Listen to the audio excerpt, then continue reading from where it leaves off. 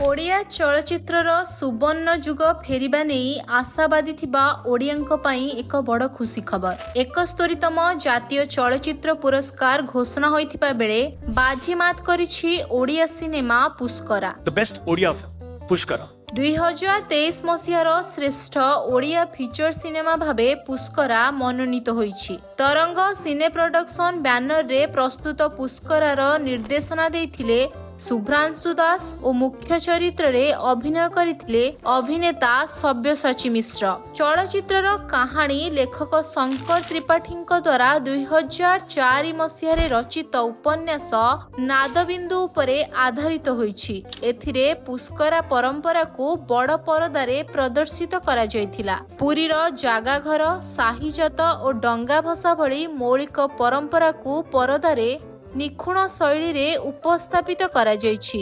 उपन्यास नादबिंदु आधार रे निर्मित एही चलचित्र पुणी थरे ओडिया सिनेमा और साहित्य रे हजि जाइतिबा संपर्क को फेराई आनिबारे सक्षम होइछि।